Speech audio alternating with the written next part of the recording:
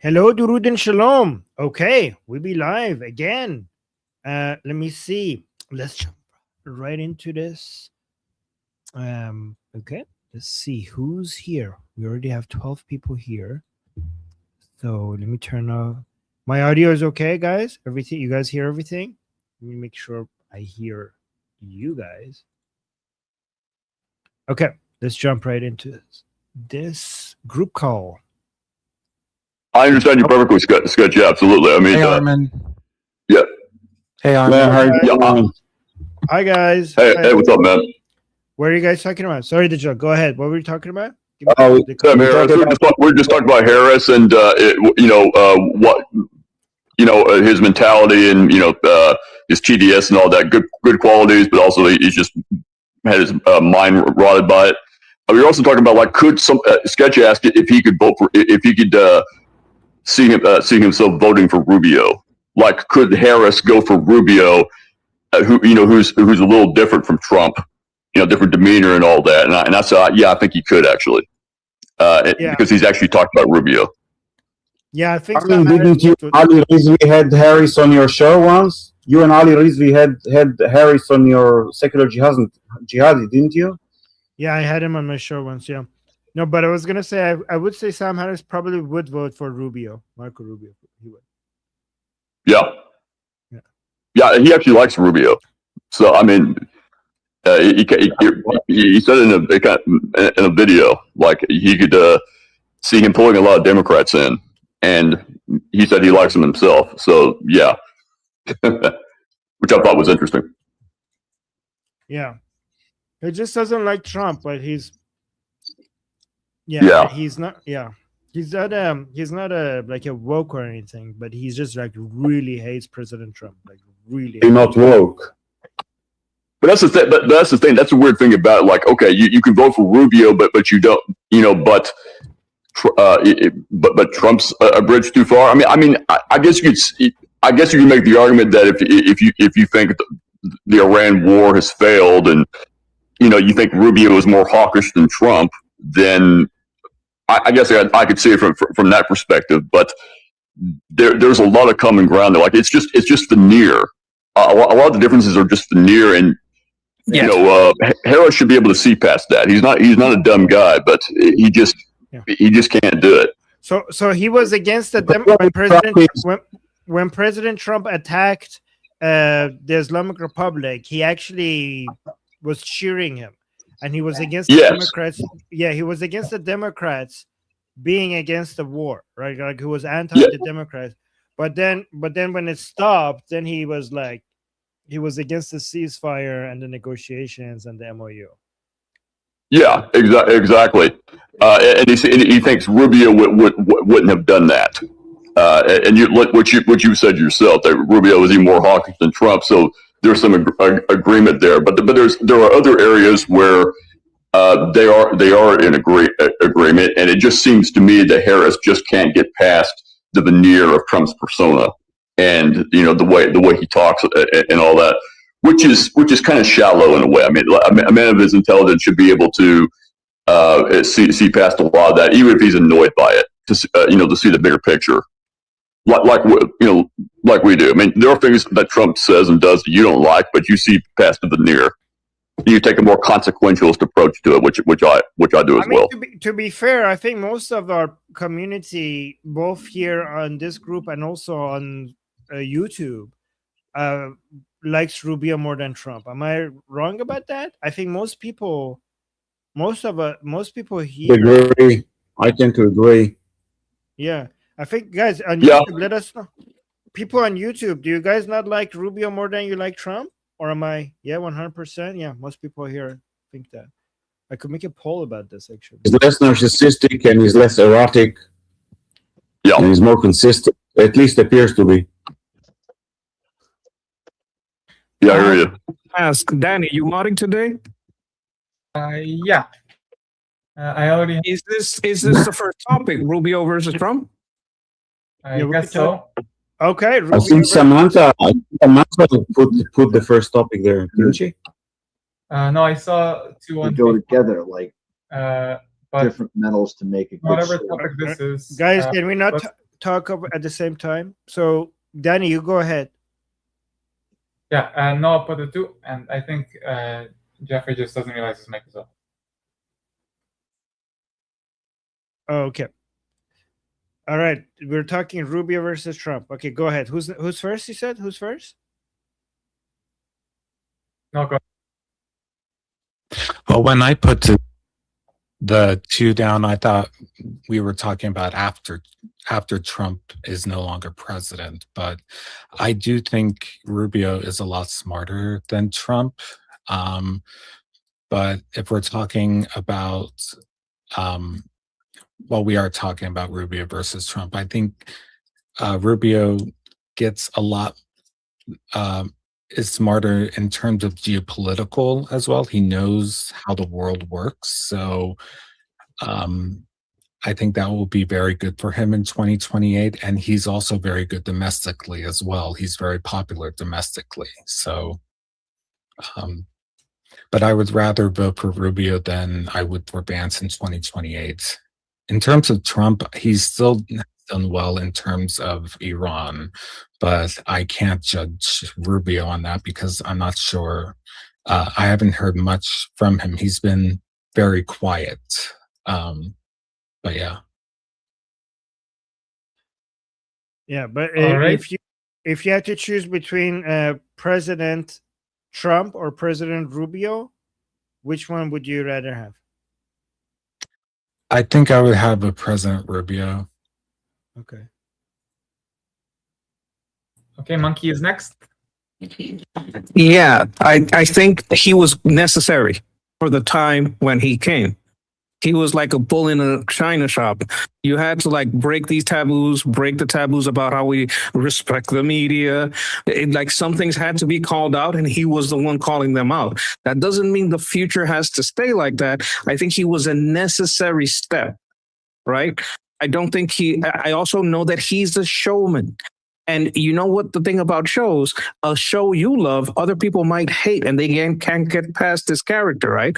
So I think there's a little bit of that in it too, where Rubio, you know, he's no nonsense, but he's talking to you more like a, 5 o'clock news kind of, tone and rhetoric, and he's not going to let the bullshit slide, but he's very direct and very much not trying to do a show. So I think it's the showman aspects. And yes, this guy's a businessman, but he was in entertainment. He was in the WWE. He was out there with the wrestlers, and he was making shows. He knows how to sell a performance that you hate him or love him. You're fired. Like some people, like the part of the aspects that they liked about the show was watching how mean he was or how he treated people not great. Sometimes you got to fire bad people. Like these are concepts about him, about his personality that, people used to love as a show, just as a showman, understanding that this guy is a showman. Some people hate that show or hate that show when it's not playing, because a lot of people, they loved him when he was a Democrat. Trump was a Democrat most of his life. Whoopi Goldberg loved him. Oprah Winfrey loved him. They all loved him until he changed. He kind of like said, look, I can't go with you guys on this. But he was a showman. And when that show is going against what you want, and it's kind of a show, and you're like noticing, oh my God, this is attention grabbing, and it grabs for the attention for something I hate. I think there's a visceral reaction to it that is not logic based. It's that showman thing. We can move on without the showman aspect, but I think he was necessary for his time. Like right now, let's say Trump was on the ticket again. Ooh, that's tough, but I might pick Rubio. I'd want Trump in the cabinet somewhere. But like, again, I think another aspect of this is how many people that have TDS but are kind of on the center, like we spoke of Sam Harris, would go for a Rubio. Like how many swing voters that would just not vote would go for Rubio. Like if this works out, if Trump turns out to have been moved over to the window so much that it just makes things a whole lot easier for Rubio, that's a good thing, right? If it goes so far that the left is basically impossible for a lot of people, but Rubio is a relief, then I think it's a good thing that he did what he did. But I think Rubio is gonna be such a relief, and it's gonna be hard to fight him. I don't think Vance has a chance against him.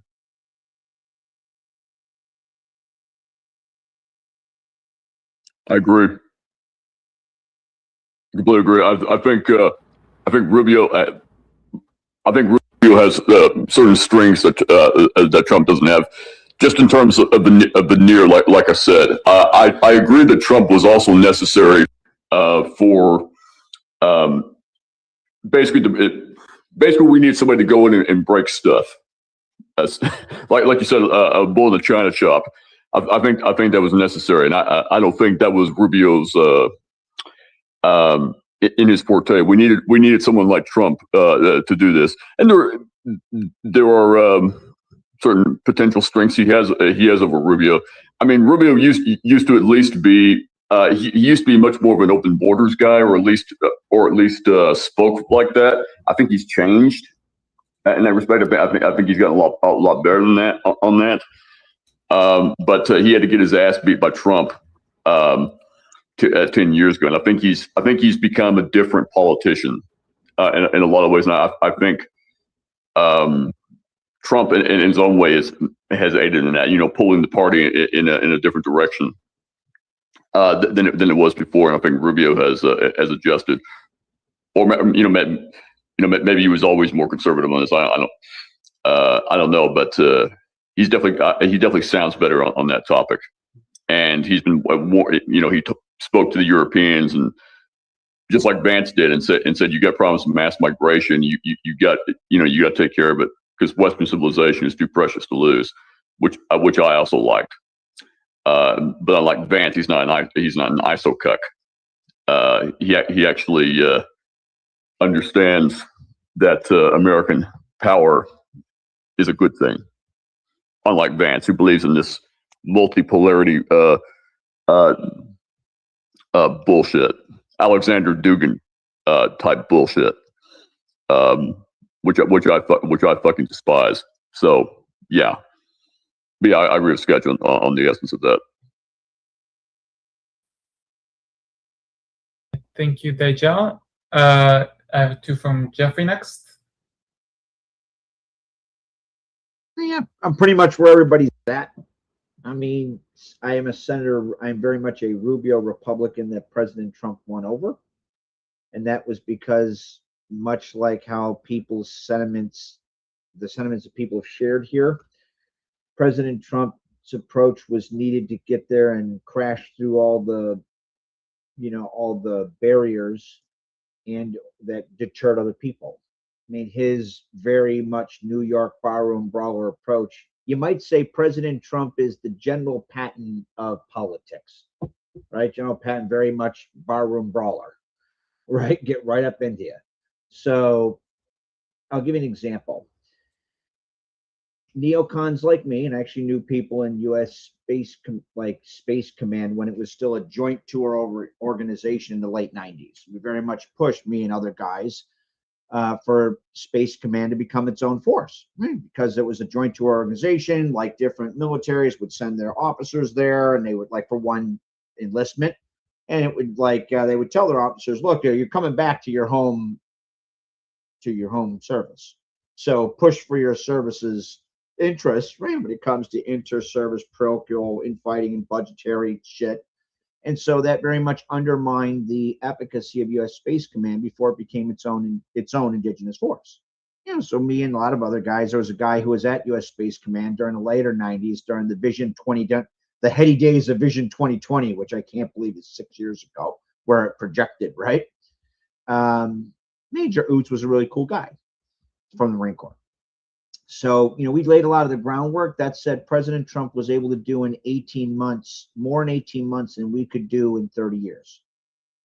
So there's something to be said about that. Like, did we lay the groundwork? Yeah. Did he still do more in 18 months than we did in 30 years? Yes. Does that in some ways, it dings your ego a little? Sure. I'm glad he did it. Think of the mess that we're facing right now. I mean, Rubio is definitely, he has a more, almost like an academic understanding, deep academic understanding of like all the nuances that define geopolitics, geostrategy. He's probably one of the most, he is one of the most brilliant people in the U.S. government. I went to school with his chief foreign policy advisor. He's a really cool guy. Rubio is solid and decent. Prescient. President Trump is the president we needed for the time that we are in. Rubio is very much someone who then is good to manage after you had to break down you have to break into the, to the gates of Mordor. That's President Trump. That's his job. And he's like, how many other presidents do you think could have crashed through the barriers that deterred everybody else and still get all the stuff done? My God, look what they fucking did to this guy, right? They impeached him a bazillion times. They fucking hit him with 37 bullshit felonies that were double jeopardy. They fucking shot him twice. Like, I mean, my God, most people like in the media or in DC flip out and think it's the fucking Holocaust if they screwed up their pumpkin spice latte. Are you shitting me or what? So it's not, one is not better than the other. They're very much complementary to one another, much like how you use different metals to make a very good sword, right? You use hard metal because it keeps an edge. That said, hard stuff can be brittle. You need flexible metal so your shit doesn't shatter. Well, if it's always flexible and it's not very hard, then it doesn't, it bends and you can't use it. Right. So, yeah, I mean, they very much complement one another. And their specialization, the nature that defines the nuance to define the special nature of each one of them, President Trump and hopefully then Senator now Secretary of State and all the other hats he wears, hopefully President Rubio, are specialized for the environment or time and challenges they face. So yeah, I very much mirror everybody's observation. This isn't an either or. We needed President Trump. I mean, and I'm a Rubio Republican saying that. Yeah, I mean, who else could have done this? Who else would have yanked Maduro out of Venezuela? Who else? What other president bombed 13,000 targets when the approach wasn't as easy, say, under Obama? Nobody else would have done that. He was right when he said nobody else could do the crazy shit I'm doing. Yeah, there's no doubt about it. None. I got a lot of respect. I mean, like, President Trump won me over with his policies, even though he would say stuff in his first term that would drive me up the fucking wall. Right, he did. Until I started to understand why he said it. Right, he said things the way people felt in the manner that they felt them. It was sincere and authentic. That's why Trump supporters would go to storm the gates of hell for him. I know them. And they're not wrong because they believe him. And why wouldn't they?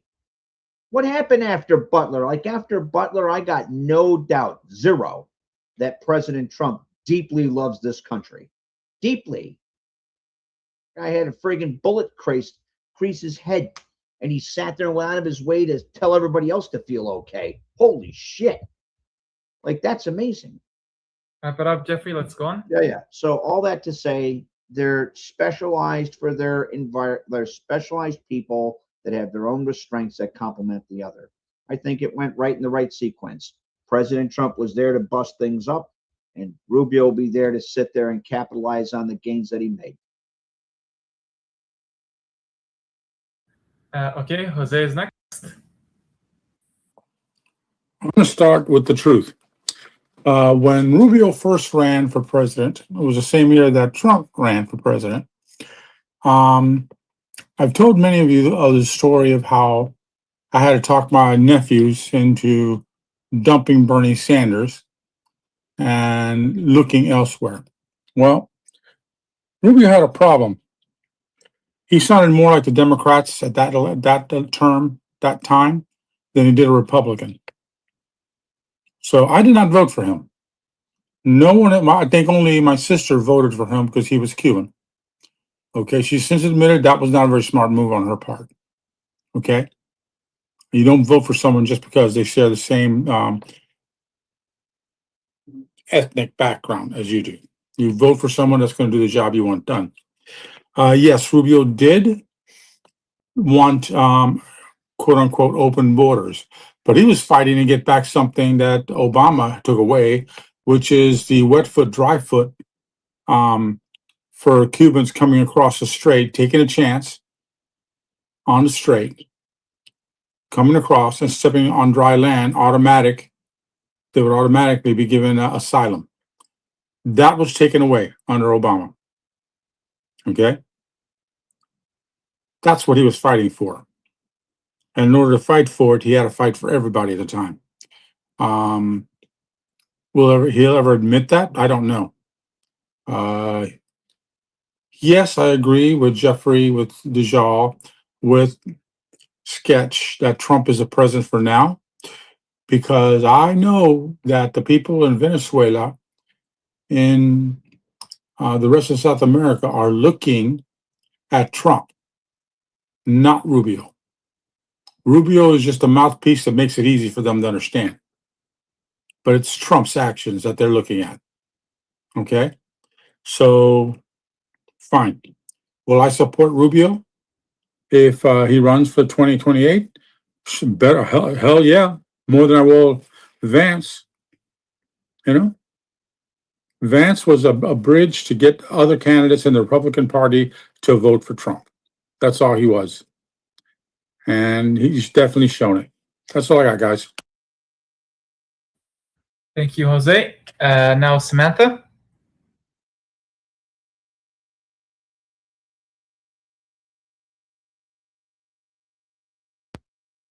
Samantha, do you have microphone? What's going on? Can you hear me? Yes. Okay. Yeah, if the choice is between Marco Rubio or Trump, I definitely choose Marco Rubio. But yeah, at the risk of setting the chat on fire, I think if you don't believe that every U.S. citizen deserves to have access to food, you have absolutely no business whatsoever calling yourself a U.S. patriot. You don't. You know, every U.S. citizen deserves access to food, and millions of U.S. citizens lost access to food because of the One Big Beautiful Bill Act. And Marco Rubio was a supporter of it, so I don't consider Marco Rubio a U.S. patriot. Okay. Wait, how did it? How did one big beautiful bill? How did that take people's access to food away from them?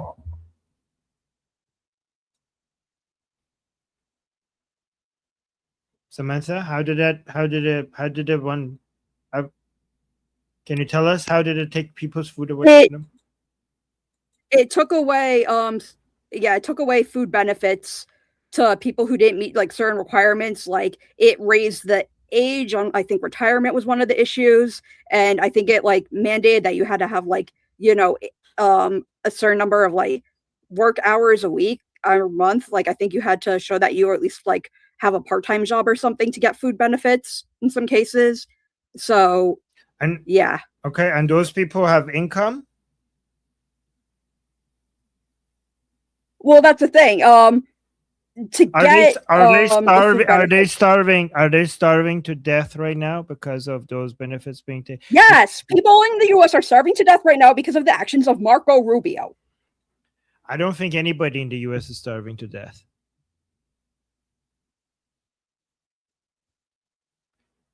I don't think people are starving to death in the United States. To me, it sounds, I might be wrong. We'll look into this. To me, it sounds like people were taking advantage of the system, and people were getting food. People who didn't need food benefits were getting food benefits, and this sounds like a proper adjustment. But maybe I could do more research on that. Well, I'll let other people respond while I'll research this. I would imagine that if anyone in the U.S. starved to death, that would be news, no? Yeah, that would be okay, that would be headline news everywhere. That would be headline news everywhere. Nobody's starving to death in the United States. Let me go to the Maybe like anecdotal evidence of somebody, I don't know, being stuck somewhere and starving to death. I'm just saying it's not like happening in a. People are not starving in the United States. There's like it's not a thing. If you think that people are starving to death in United States from poverty, then you have a really bad understanding of everything. Like you are so clueless regarding the realities on the I know. basis. I personally sat with and talked with people who have ended up in the hospital because they literally did not have access to food and were starving. Oh, wait. So were these like drug addicts that couldn't get food? Or like these people with mental handicaps? Like how like what was happening? They were brought to the hospital and they were fed? In some cases, yes, but like I also do know I don't personally know anyone who starved to death, but I do know, like, I've spoken with people who have spoken with people who've starved to death, and I've personally, spoken with people who have ended up in hospital because of. How did you speak to people who starved to death? Like after, like I don't know. I used to hang out with homeless people. Okay, homeless people in the United States are not starving to death, so I don't know what you're talking about. But I'll look into this. A lot of them are. Okay, I'll look into the data. Jeffrey wants to address this. Go ahead. So there's a couple of this is a couple of misconceptions from both sides of the aisle trying to attack then Senator Rubio and now Secretary of State Rubio. With regards to, I'll deal with each in turn.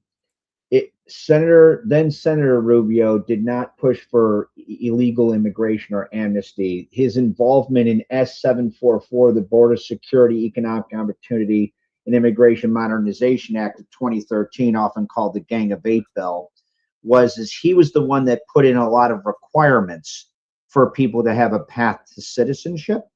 He was not pro illegal immigration or amnesty. It required them to register professional immigrant status. They had to pay a fine. They had to sit there and pay 10 years of back taxes. There was all this stuff that he added. He didn't advocate for it. He said, if you're going to do this, these you had to show, you had to work, you had to pay taxes, you had to have an ID, you had to leave and then come back legally, all this stuff, right? The people who pushed Senator Rubio pushed for amnesty was Hillary Clinton, Ron Paul, and to a lesser degree, it was, who's the one that looks like a pedophilic vampire? As a Republican, I wanted him for the Supreme Court. Anyway, it'll come to me. They were all doing that to undermine Rubio because he was getting ready to make a run for the GOP nomination. As far as the idea of now Secretary of State Rubio having involvement in starving people to death, what that's misreferencing is the One Big Beautiful Bill Act, or HR 1 Public Law 19-21, where it actually now Secretary of State Rubio, and he has a long history of supporting this, wants expanded work requirements for able-bodied adults without dependents, read not children, not elderly, not disabled people, that have a previous 3-month in 3-year limit now applies to a broader group. In other words, you have to show that you're looking for work, right? If you're an able-bodied adult, you need to show that you're looking for work. He made some changes to the benefit calculations and eligibility that reduce some of those things for non-citizens. He very much tightened eligibility rules for people who are, illegal immigrants or undocumented workers. Those are both real terms. Illegal immigrants are people who entered the United States illegally and are here illegally. And undocumented, residents are people who entered legally, yet their fucking legal residency ran out. It's about 60% illegal immigrants, 40% undocumented residents. And either one of them, there's tightened eligibility where they can get access to food aid. He wants that to go to people. And he shifted some of the cost administrative burdens to states. He didn't cut funding to people. There's still tons of exemptions with people with disabilities, parents of young children, pregnant women, or those in short-term hardships. So the idea that somehow Senator or Secretary of State Rubio and his support of the One Big Beautiful Bill, and particularly his involvement in it, somehow starves people to death is an absolute, utter misrepresentation and outright lie. It's not true.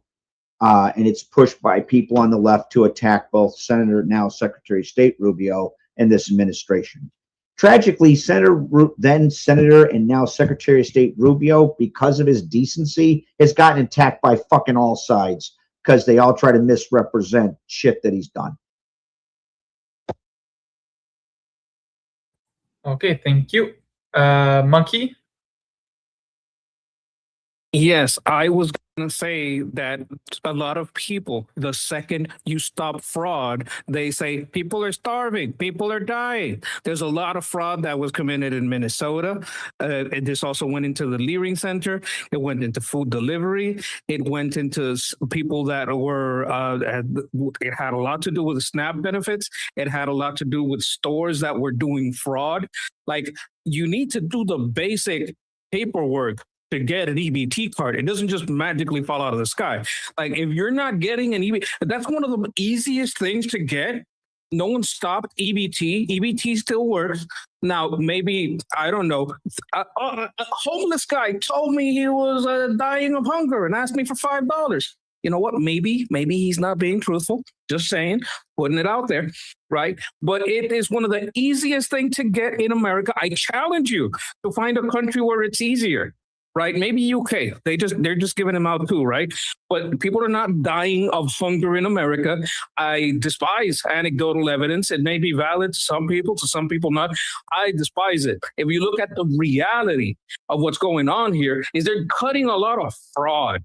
And a lot of those fraudsters were taking their fraud money and their fraud businesses and donating it to ActBlue so ActBlue could give it to Democrats. Oh, we got lax regulation on fraud. Well, let's keep it that way. Let's take that money, give it to ActBlue, and have ActBlue vote in people that like lax regulation on government funds so I can have more fraud.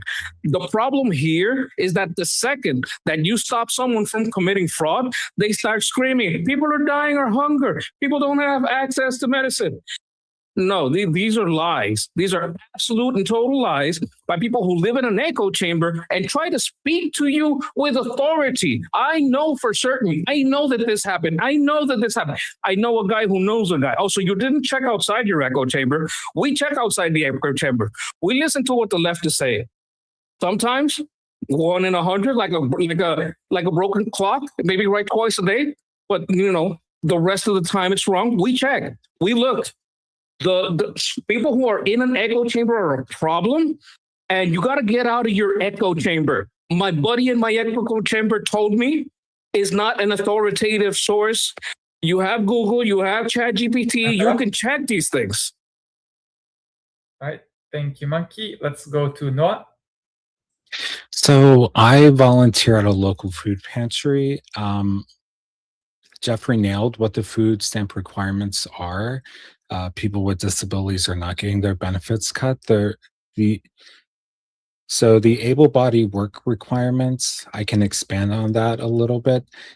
It's 80 hours a month if you're working, volunteering, or going to school, which is pretty easy to hit. And by going to school, I mean getting your GED or college. So now when there was that government shutdown that affected food stamps last year, that hit us pretty hard and we got slammed.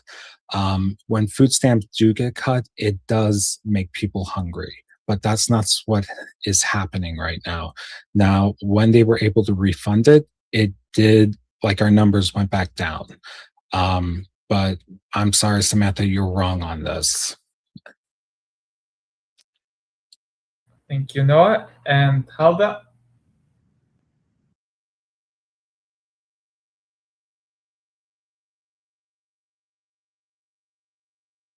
I'm not hearing Hulda. Are you guys hearing Hulda? I heard her. Oh, Can you hear me now? yes, I can hear you now. Okay, sorry about that. I don't know about this particular situation, but I can tell you that I've worked in situations with the homeless, and I've been around homeless probably for 20 years, if not more. And there are many instances of homeless people starving to death, freezing to death, dying of heat stroke, etc. in America. I know it's not necessarily advertised that much. There for quite a long time, we had a huge problem with people being turned out, from like mental institutions, etc. And California is the one that actually started that whole mess, and it spread everywhere. And we also had, and I think we still do have laws on the books that disallow us from hiring homeless people. If you do not have a permanent address, you cannot be hired for a job in the United States. And not every hospital will accept people that do not have insurance. And there's not always food banks everywhere. Like where I live right now, we have a homeless population and we have no resources for them. None. So it's a do or die. Anyway, I just wanted to, throw that in there. That's it. Thank you. And Armin? All right, so here's what I've learned by just doing a bit of research. So people are saying this whole SNAP thing, SNAP, it's the people who are adjusting it. They're saying, like, look at the name. The S stands for supplemental nutrition assistant. It was never meant to cover 100% of households' food needs. So they're going back to what the plan was originally about. And they also are pointing out that this is not the only safety net for food out there. There are many other ones out there. And this is now turning into something that originally wasn't supposed to be. And there are other food programs who are fully funded that other people can rely on, like WIC, free school breakfast and lunch programs, and also summer EBT. And also they're saying that this adjustments come with exemptions for people who are unable to work. So those at the highest risk, such as the severely disabled, seniors over 65, and parents caring for children under 14, are exempt from the strict work requirements and keep their benefits. So they mentioned that. And they're basically let me see. So they're saying that this is not going to cause mass starvation. This is fear mongering, arguing that states, local charities, and food banks have the resources to prevent people from falling through the cracks. And also, I looked at the starvation. Yeah, like there's no famine-style starvation in the United States. All of these different programs do cover that. When we do get deaths from malnutrition, it's mostly because of old age. Like, it's not that people are starving to death.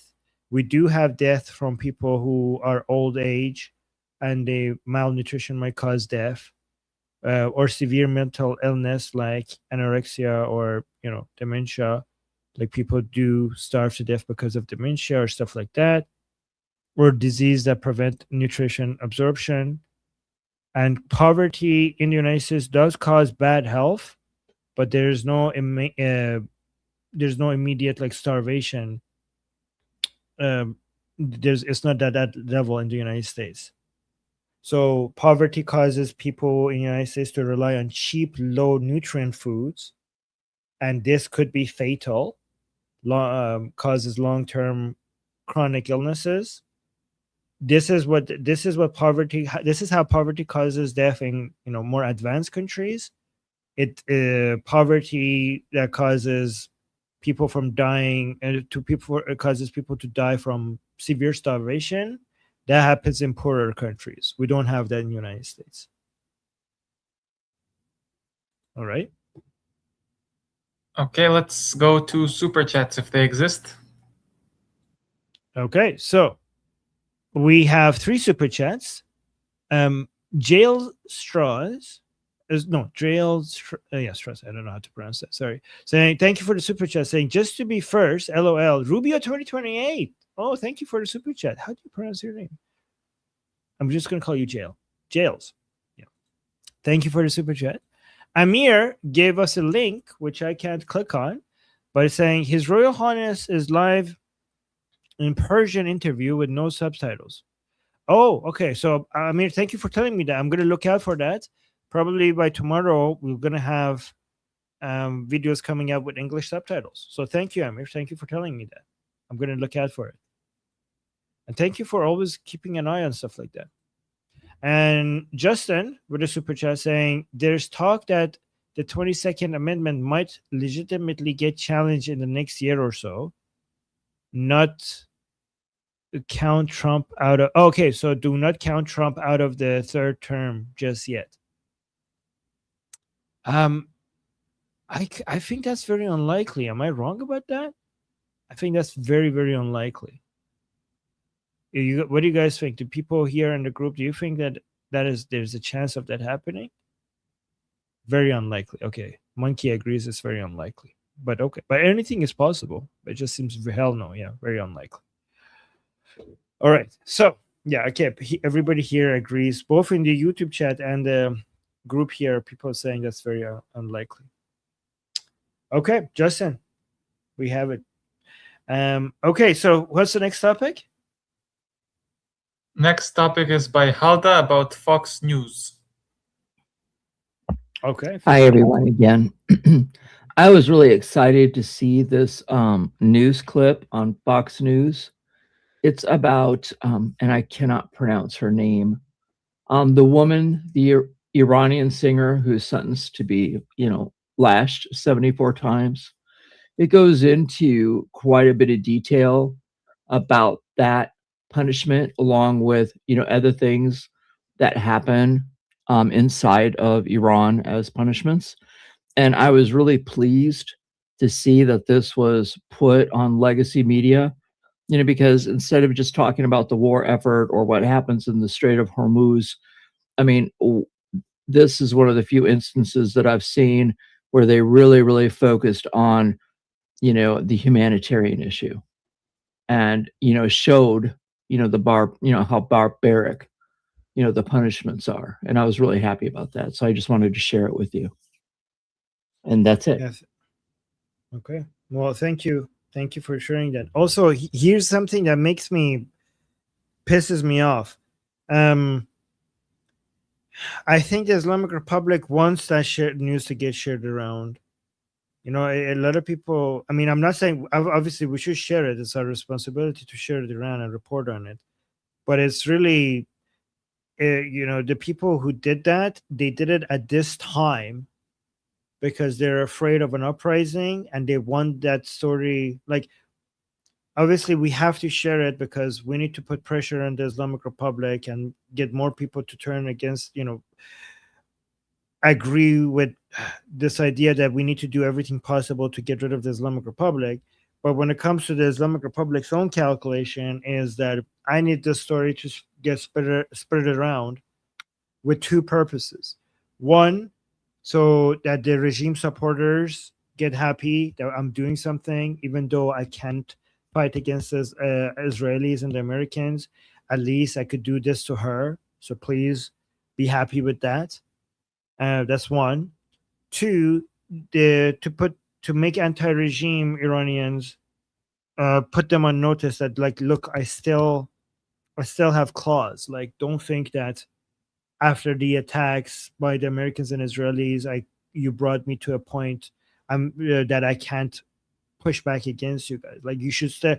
Yeah, maybe the Americans and Israelis could humiliate me, but I still can deal with you. Like, if you don't fear me, you should still fear me. This is what I'm capable of. So that's what the Islamic Republic is hoping to get out of this news getting spread. Okay, let's go to Tuesday. Who says first?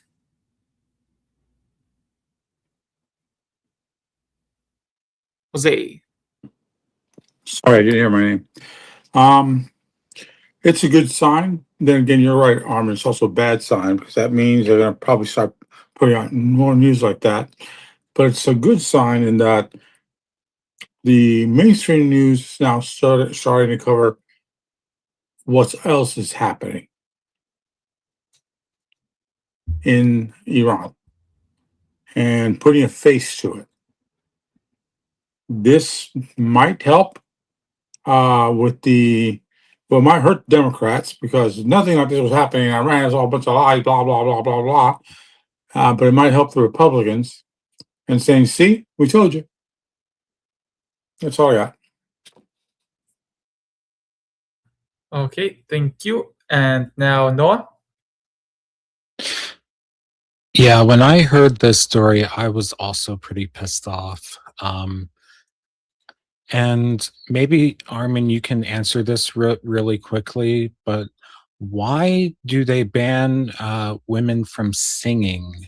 I mean, it's really strange and a very bizarre type of law. Like, where in Islam does it say that, if it does, or anywhere else, for that matter? Or why did they even put that law to begin with? Because it's just very awful. Yeah, but I'll respond to this. But I saw somebody in the chat saying, "Armin, you didn't cover this. That's a fucking lie. I did cover this. We not only we covered this. I played a segment of her music before I told people what happened to her. So I covered this multiple times. I covered exactly when they arrested her, and I covered the story when they gave the sentence. So just because you didn't see that I covered it, don't come here and tell me that, Armin, you didn't cover that story. So with regards to why they have this law, is because the female voice is arousing, and if you hear a woman sing, especially without her hijab, with her body showing that's un-Islamic in a public place like that. That's why it's un-Islamic. And the Islamic Republic had they came up with a law that because here's the thing, singing is such an important part of Iranian culture, that it's really hard to convince Iranian people that women can't sing. Like, it's really hard for the Islamic Republic to push back against that. So the Islamic Republic had to come up with a rule that women can sing only when their voices are being drowned out by men singing as well, right? So you can't just have women singing. You can't have women singing if there are a lot of men singing, and you're not going to be hearing just female voices only. That's the only way that you could do that, right? But for her, it's not just about her singing. It's about also her being without hijab. Her song is defiance against the Islamic Republic. It was a challenge to the Islamic Republic. So there was a lot more going on there than just singing, right? Like, she's showing her arms, everything. Like, it's not just her arms are showing, her shoulders are showing. She's singing a song again that is, is obviously in defiance of the Islamic Republic. So it's all of that as well. But in general, when it comes to a woman's hijab, it's not just about her body. Her voice is also something that she should be mindful of. And not only that, the sounds of her jewelry, especially if they're on her ankles, is also something. Like, for example, if a woman has jewelry on her ankle and you could hear the jewelry, that might excite men. So that's something that you need to also be mindful about. All right, so seeing the shape of the bodies, hearing the voice, jewelry on the ankles, hearing that, all of that is something that is like making sure that doesn't excite men, is part of the hijab.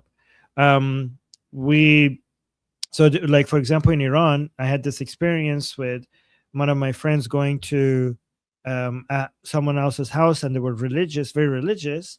They knocked on the door, and the woman was like responding, and she said like, "Who is it?" And he said like, "I'm so and so," or like, "I'm here for so and so," and she said like, "Oh, he's not here yet," and he said like, and then so the woman was on the other side of the door, and my friend was knocking and asking question. So she says the first time she responded, second time she responded, and the third time then he asked a third question, and the third time she responded, this is a very religious family. She started talking like Batman, like the Batman voice. She changed her voice because based on their understanding, like if the third time you're talking to a man that is not part of your family, you need to change your voice. So the first time you could respond in a female feminine voice. The second time you could respond in a female feminine voice, but you shouldn't keep talking to a man in a female feminine voice. So like he got so shocked because all of a sudden he was like, did she just get possessed or something? He didn't know what was happening, but apparently this is one thing that very religious families do, and they change their voice as a way to not to excite the man on the other side of the door too much. So this is basically in Islam, you have to be mindful of that. Apparently. Armin. Yeah, you're right. It's crazy. Okay, Sketch, go ahead. This is more a question. Like, is this also part of erasure? Like, is in the Persian culture dance is because I have seen there. This wasn't the first. Like, there's been a long time problem with people being able to not just sing but dance. If you couldn't dance, dancing was a big problem. And I want to know if this has to do with erasure because you know more about Persian culture. And is it like an ancient thing that's in the blood that like it's natural to want to dance and sing, that this is part of like the pre-Islamic side of Persia, like IRGC? Was this more part of the culture? Because it's so ingrained and so like enforced that it makes me think that it's maybe part of some kind of cultural erasure, but I'm not aware of the cultural aspect. Yeah, so the cultural erasure happens everywhere Islam goes and dominates, right? Like it's Iran, it's Afghanistan, it's Pakistan, it's everywhere. It's Egypt, right? I do think that the Iranian culture has resisted it more than other places because the Iranian culture is so much obsessed with nature, beauty, singing, dancing, the land itself, the worship of the land itself, which is very close to what we call a national identity. It's all about life and colors and everything that makes life beautiful. And so Islam is fundamentally against life, right? Like if you and guys, you might think that Armin is anti-Islam and he exaggerates things. The verses of the Quran clearly says that the dunya, like life, it's an illusion. It's not. Only a fool will invest in life, right? Like it tells you that like multiple times. Like it's the most clear message of the Quran that life is bad. Like only afterlife is what's worth investing in. Anybody who invests anything in this life is like wasting everything. Like, and they wouldn't lose the afterlife if they do so. Like so. But like everything, like it's really, this is why I think the Iranian culture resisted that, because it's like it has roots. It has thousands of years of singing and dancing and poetry and celebrating the world and celebrating nature. That's why it didn't get Arabized in the same way that all of these other countries did, and it wasn't completely that there was a pushback against it. Like I think. The cultural erasure is the goal of Islam everywhere it goes. The difference is that in Iran it was resisted a lot more than other places, I think. I don't know, does that answer your question?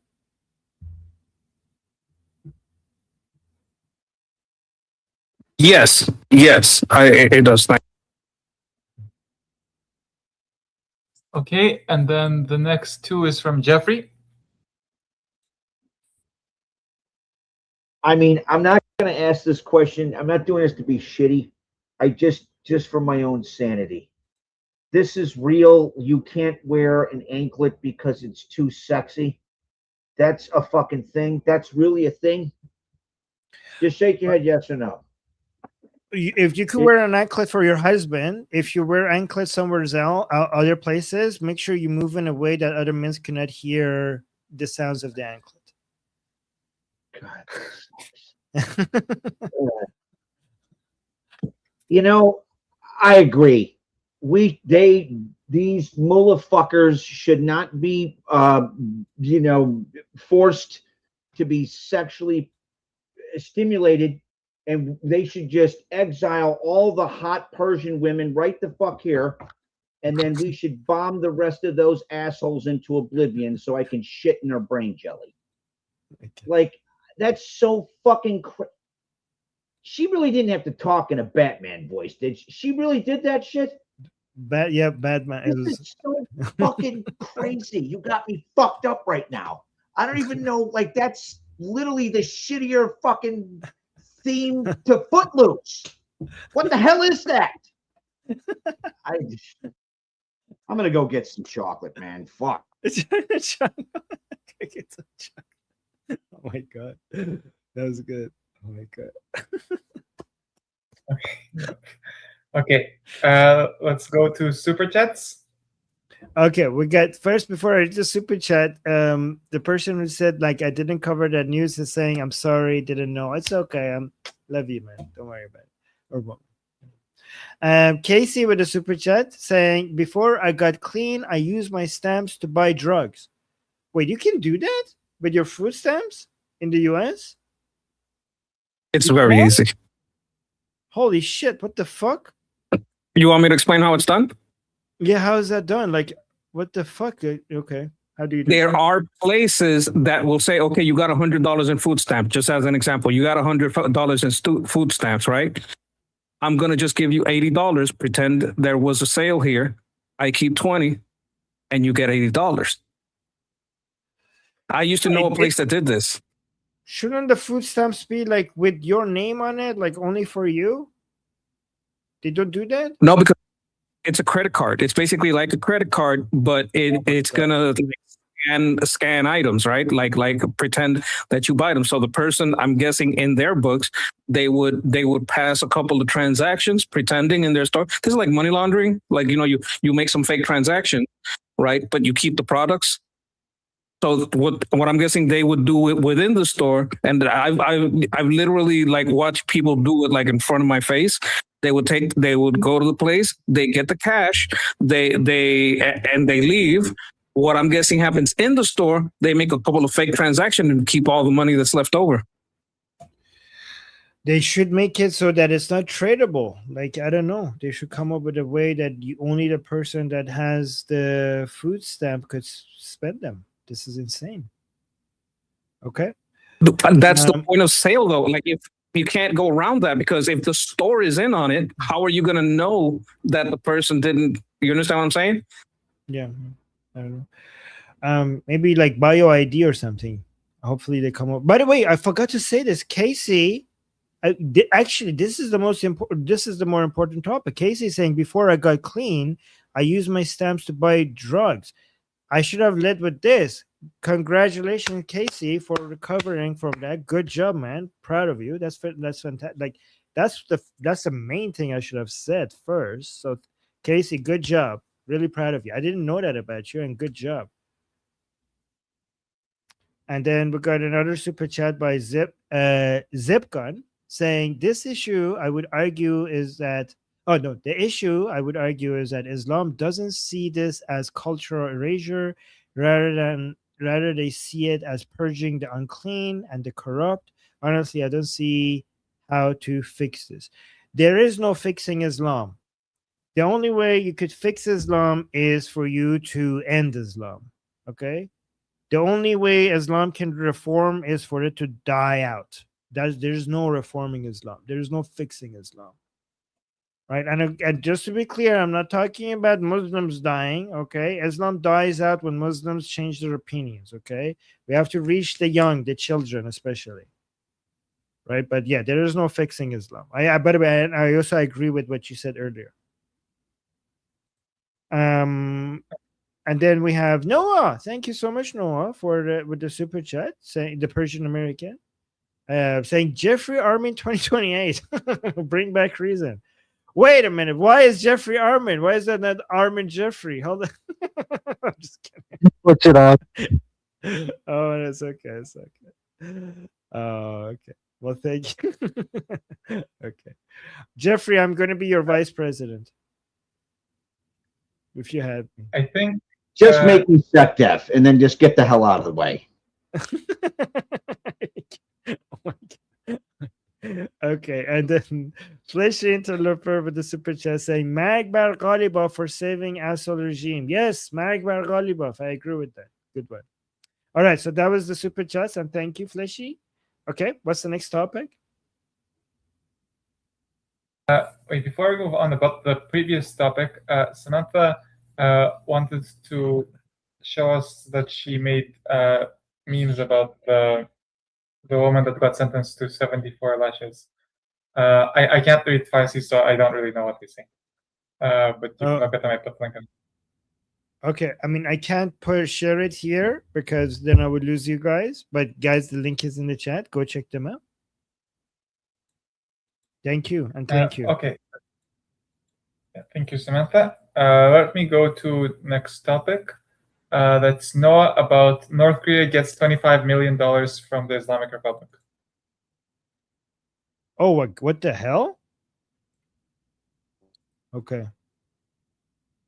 Yeah, so this was about, I think this was in the 90s and 2000s, but this was, I sent the link to you. A former North Korean diplomat said that they received $25 million for providing the Islamic Republic with tunnel technology that was used extensively in underground nuclear facilities near Natanz and Isfahan.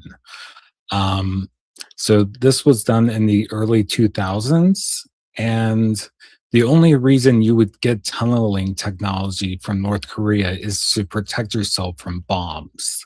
So this proves that they were afraid of them. This is the only reason you would go do this. So I mean, them saying, oh, this isn't, we're peaceful and all that, I mean, this shows the opposite if you're going to North Korea for this.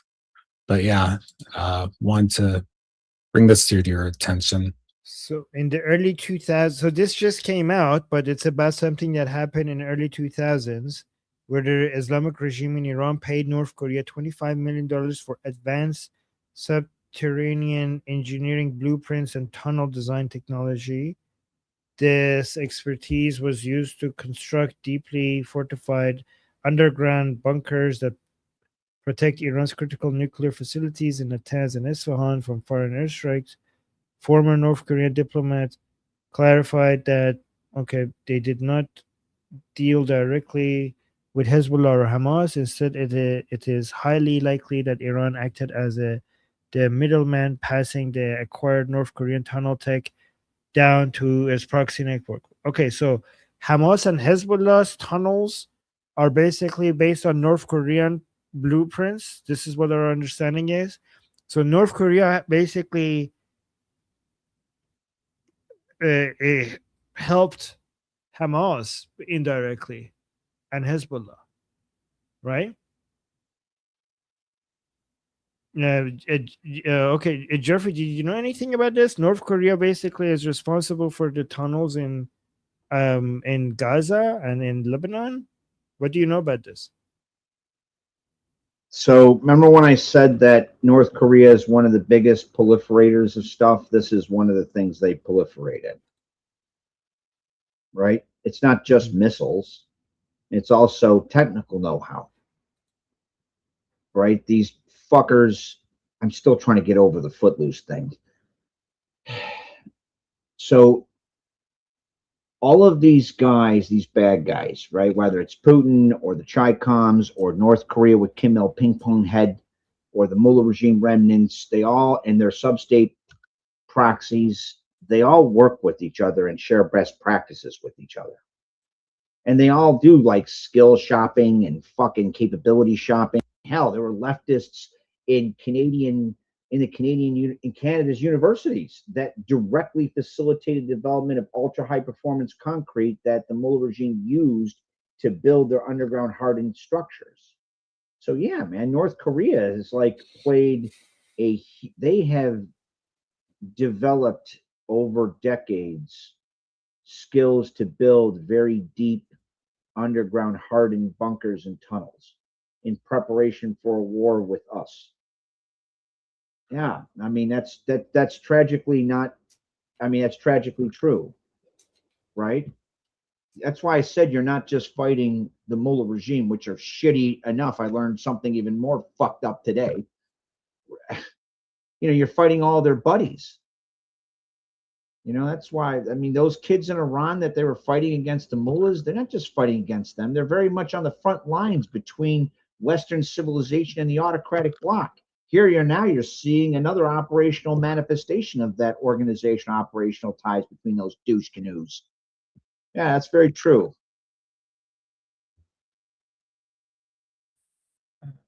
Okay. And then, wait, is Jose's two on this topic or previous topic? Thank you, Dan. You didn't have to, but I'll go ahead and say it anyway. I paid my way through college by working at a grocery chain. And as a cashier, I would see people come in all the time and try to buy things with food stamps. Food stamps were different than the EBT cards because on the back of the food stamps, it tells you what you are allowed and what size you are allowed to purchase anything in. Beer and soda were not on it. Foods from a deli bakery were not on it. It was all stuff you had to cook. You wouldn't believe how many times a person would try to buy MD 2020. That's not a motor oil, people. That's a cheap, low-end alcohol that you might as well just call rot gut because that's exactly what it was going to do to your gut, rot it out. Okay? It was the most disgusting thing I've ever smelled when someone broke a bottle of it on a cash register. All right? This is the stuff. It wasn't drugs at the time, but they would definitely come back in and buy have cash to buy their alcohol and their soda at that point in time. This is before it got sophisticated and the credit card aspect came into being. So yeah, they're fake in order to get cash back, in order to buy their drugs or their alcohol or whatever. Yeah, I believe it. I believe it because nobody wanted to buy cornmeal. Nobody wanted to buy corn flakes. Okay, because most of the foods were to try to bring nutrition to the children that were under their care and maybe to them themselves. No. They want the chocolate. They want the candy bars. They want the sodas, So that's why there is an issue with all of these programs is because if they can find a way around it, they will. Okay, thank you. All right, so with that, let's move on to super chats if they exist. Are there super chats? Yeah, one super chat, but Samantha, I saw in the chat the CCP was responsible for the missiles. They helped the Islamic Republic with the missiles that they threw at Israel. So that's what they were helpful with the fuel and the components. The solid fuel, exactly. So every time like Israelis look in the sky and say that missiles are coming down on Israel, that is China CCP components in those missiles that they helped the Islamic Republic with for that purpose, to be dropped on Israel. So every time you see missiles coming down in Israel and Israelis look in the sky, they have to. That's not just Islamic Republic. That's the CCP right there as well. When you see drones coming at Israel, that's not just the Islamic Republic, that's also Putin. And when you see missiles coming at Israel, that's not just the Islamic Republic, that's also the CCP. All right. Well, thank you, Jeffrey. All right. So we got a super chat by Fleshy Interloper saying North Korea almost as helpful as Canada. Yes, thank you, Fleshy. I appreciate that. Okay. What's the next topic? Next topic is by Samantha about funding public education. Okay, so I know before you have said that you agree that if if parents can afford education for their kids, they should still have access to education. But what you believe is you think that the government should just give them the money it would cost for them to basically pay for an education, right? That's what you've said before. Yeah, I believe that the government shouldn't be messing with the demand and supply of the markets. I'm not saying the government should stay out of things. I think that when governments suck at supplying goods and services, but I also acknowledge, as a free market capitalist, I do acknowledge that the markets have their weaknesses. One of the main weaknesses of the market is that it's blind to negative and positive externalities. So if you read Wealth of Nations by Adam Smith, which is the foundation of modern capitalism as we know it, it acknowledges the need for government involvement, especially when it comes to adjustment for positive externalities. This is complicated talk by saying that, yes, the government does need to play a role.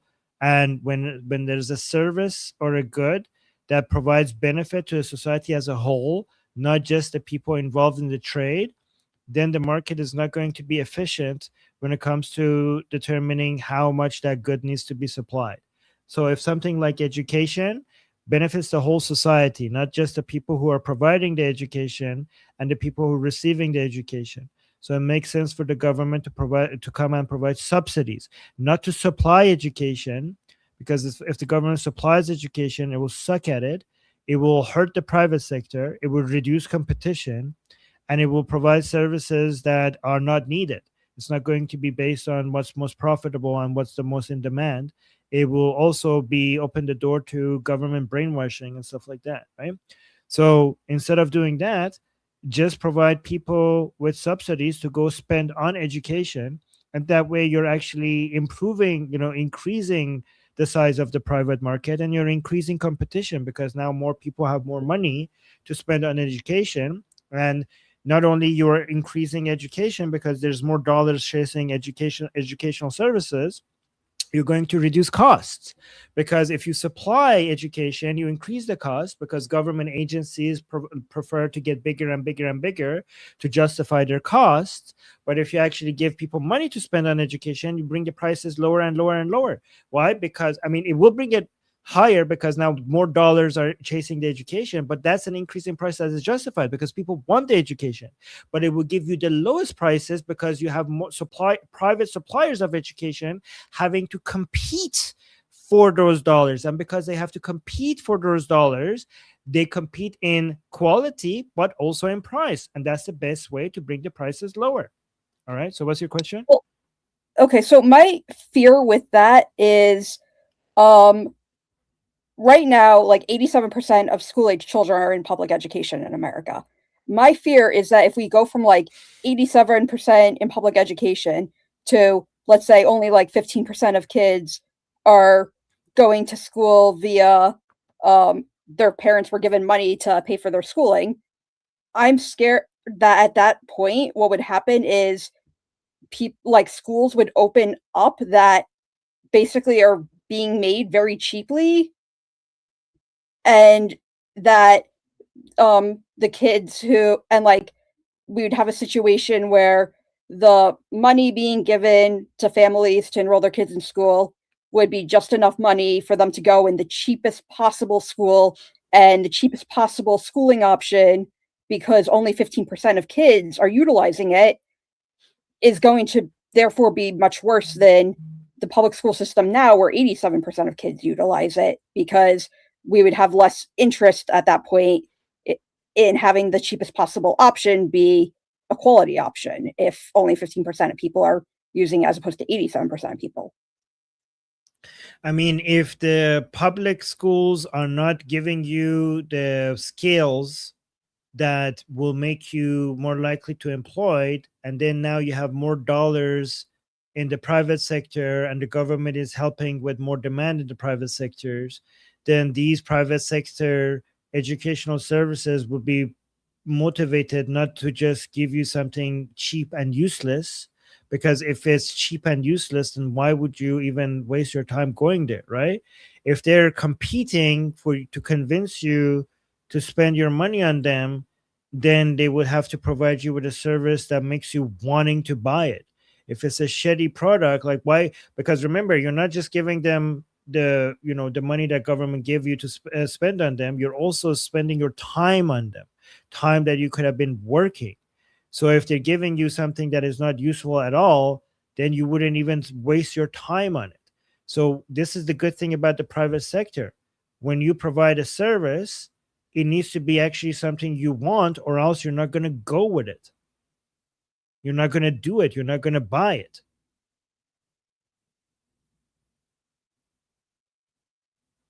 But like, that's the thing. What if all the, like, what if all this, like, what if there's just, I don't know how to phrase this. Like, there's only horrible, like, there's just horrible options that no one would use if they could afford better. So first of all, when you have like the current public system, you cannot just end it like that. That would be chaotic. Like, I'm all for privatization, but you cannot just like go on and just completely cut things off, right? You need to slowly move to this direction. You cannot just cut public funding of something that is already established, like just like willy-nilly like that, right? That is like break the fabric of society. But if you are moving off of the addiction to public to government public services, goods and services, then if you now have the public one and also the private one, well, the private one has to, if both of them are government funded, one from the supply side and the other one from the demand side, then the one that is being funded from the demand side has to compete with the school or the university that the government is running itself, or from the supply side. So it needs to actually provide a service. So if both of them ends up costing you, like, let's say $0, for example, to a family, to somebody who wants free education, like, so these are two. Let's say, for example, like in a country that you have two types of, you have a free education in the sense that the government is supplying it, and you want to move to a free education then the private sector is supplying it, right? If you start going slowly towards the private sector and you're just subsidizing that, then the private sector needs to steal kids from parents or, I don't know, university students who are considering the public universities. To be able to do that, it cannot just reduce the prices, because the prices on both sides are zero anyways. It needs to convince people to choose it by providing better services. Do you know what I'm saying? Like, you have to actually offer something that is worth spending time on. Okay, Guy wants to tell us about his wife's job.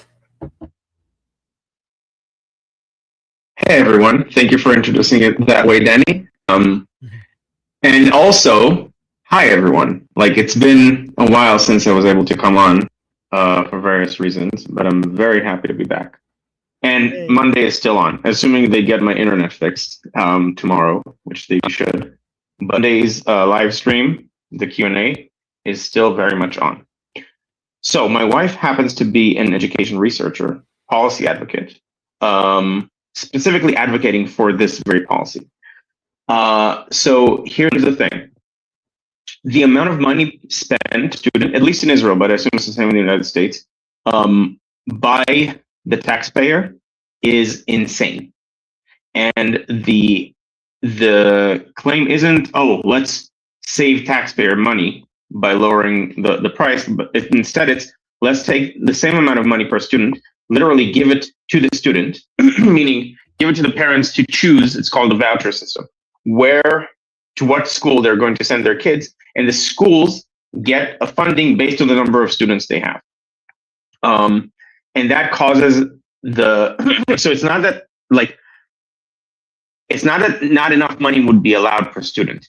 It's just going to allow, because it's directly given to the schools, it allows schools to have way more of a budget for both teacher salaries and for amenities than what you can have in a sorry, 1 second. Okay. Than what you can have in the current system, which is highly, highly, highly dysfunctional and inefficient. And what this allows is, first of all, if there are bad schools, no one's going to go to them. Second of all, you're not locked in based on your postal code. Like, you're not locked in just, I was born in a bad neighborhood that has very low funding by the government, and therefore the public school in that neighborhood also has very low funding. And so I'm going to have a shitty school, and I'm going to perpetuate my family's economic problems. So this actually allows for better social mobility, because if there's a good school in a reasonable distance from you, then you can go to it. And because every student is worth so much money to the schools will make it's worthwhile to collect kids, like have busing from relatively remote locations, just because, again, I can't stress enough how insane the amount of spending per student is. It's just that because it's so inefficient, it never gets to the actual quality of the education. So you're, and by the way, it's not necessarily, you don't even have to close any schools. You can use all the same schools. It's all like the public system and private system would be essentially the same. It's just that the public schools will be like, every school would get differentiated funding based on the number of students that choose to go to it. And so you can still have the public schools. If they're good schools, if people want to go to them, they will continue going to them. And the schools just have way more of a budget, because there will be way less intermediaries like collecting paychecks and rent seeking between the student and the quality of their education. Also between the teacher and their salary, by the way. The teacher salaries will be able to be much higher if you can do that. And you can just have a state subsidized service that is made to be as efficient as possible, as opposed to pay as many salaries as possible to people who don't really do much. And if you want an example of this kind of system at work, you can look at Israel's health system, which is by and large considered one of the best in the world, which operates based on this very principle of vouchers. So each citizen in Israel is like, there are 4 co-ops vying for each person, and they get funded based on the number of people who choose them. And so they act like private companies, but healthcare in Israel is relatively cheap, and it's not as good as private healthcare in the States, but for what you're paying, it's insanely effective. And this kind of system for education can work just as well, if not probably more so, because of the different systems under that the education has to go through that are actually more layered in terms of the number of intermediaries you have to go through between the decision or the funding and the person who's supposed to be benefiting from that funding.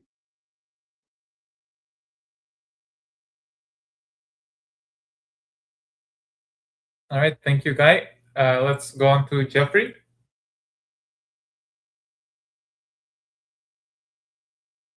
Jeffrey, are you there? Yeah, I don't know what the hell's going on with my camera. Forgive me. Yeah, so it's actually a really cool question and or public policy issue. Actually, I want to thank you, Samantha, for bringing it up, and for Guy and Armin, and with your responses.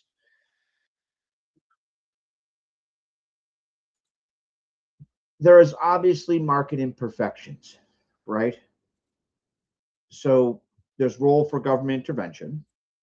where there's a market imperfection defined as a public need but no market niche. A good example of that would be vaccines. A dynamic learning curve or first mover advantage. A lot of that is like, what's a good example of a dynamic learning curve or first mover advantage? So the point is that private firms will often wait or underinvest. It's like, so dynamic learning curve first mover advantage is about increasing returns over time. And the problem is who pays for the learning, right? So the early investment is expensive and risky. Later entrances can kind of copy the technology knowledge and at a lower cost or free ride. And so private firms therefore might often wait or underinvest, hoping somebody else does it. And society as a whole benefits from the cost reductions and the productivity gains that come along the moving down the learning curve, right? That's very much an efficiency approach towards expanding availability of things that like people who are at lower socioeconomic niches. That's not the same as communism or socialism. The other additional requirements are that the public sector can fix the problem, right? Meaningfully improve the problem. So the government has the capacity, information, institutional ability to intervene effectively. The benefits outweigh the costs, and that means you have to do rigorous cost-benefit analysis, including long-term dynamic effects and productivity growth, avoiding future costs and spillovers and mission creep and all this other shit I don't want to go through, so it'll make me sterile, right? You have intervention has to be structured in investment in productivity, not just consumption or redistribution, and that's the problem with a lot of with communism and socialism. It very much focuses on equity, which is subjectively defined and perceived, or in their case, misperceived to be the redistribution of something, right? So it's not like the idea of expanding goods to people is not an noble goal. And there is definitely a role for the public sector to be involved. It's just not accurately defined how commies or socialists misrepresent what that role should be. I think that, what Guy had said, he very much touched on a lot of that. Even if you do a top-down approach, because me and Armin, we differ on that, that's okay. Right? There's probably a good argument for a mix of both.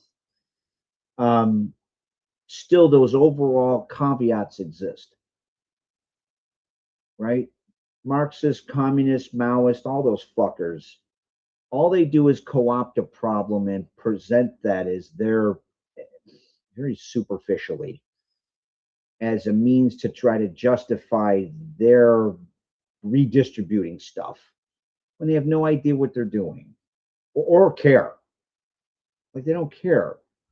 Like, Marx was simultaneously the world's worst sociologist, historian, and economist, probably in human history. He should have stayed out eating his lunch underneath the snuffleupagus, right? I don't know. I very much appreciate the question. Thanks for the comments. I just wanted to add the issue of market imperfections and some of the things you might want to think about, well, a lot of economists think about when they think about how to resolve them and where public sector might play a role. Okay, thank you, Jeffrey. Monkey is next, and let's try to speed up so that we can get to the topics. All right, I'll try to be fast. They spend about $17,600 per student, K through 12. In fourth grade, in reading, they're 31% proficient, which is not very proficient. In math, 36% proficient. That's fourth grade. Eighth grade, 31% proficient in reading, 26 in math. So it's going down in math. This is your public schools. This is $17,600 a year per student.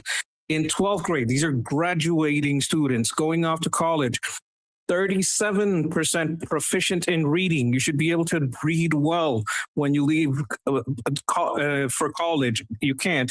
24% proficient in math. All right. This is very important because it's like, oh, we got to save the public schools. Are they helping, or is this just another fraud scheme? Because they seem to be doing a lot of things that have nothing to do with school. Another problem that is being had is that a lot of this funding is also going to the schools for something like general grants for counseling and safety programs. LGBT students are protected and they have special funding. So what you have is, to get more funding, you want the impetus to be, hey, my school teaches better, right? So let me have your fund, have your voucher come here. You're not never going to get the cash, right? The voucher goes to the school you send your kids. Well, send your voucher here because I give your kids more results. Because right now, what's giving the kids more funding is having more kids that have autism, more kids that have ADHD. So you wind up with, teachers that recommend, hey, if you have a problem child, just send them to ADHD counseling, and maybe we get them on some medicine, and we get a little bit more money per district. This is how incentive works on the top down side, where you have overdiagnosis because of problems in school. And we all know, anybody that knows anything about this, a lot of young kids get put on these psychotropics because they get labeled problem children by the schools. And just overall political type funding. Why do they do this? Because they get better salaries, they get better, facilities, if not salaries. And this is a problem. Top down creates the wrong kind of incentive. Bottom up creates the right type of incentive, because these vouchers have to compete. If I want the vouchers to come to my school, well, my kids are going to have to graduate, because it's no longer about what diagnosis they have. It's about what results the parents are seeing.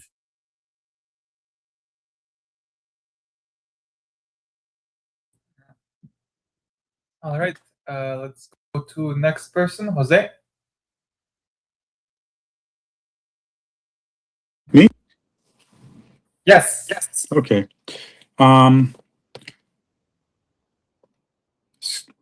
Monkey and Jeff are not wrong. Here in Florida, we have a voucher system where parents, there are multiple systems.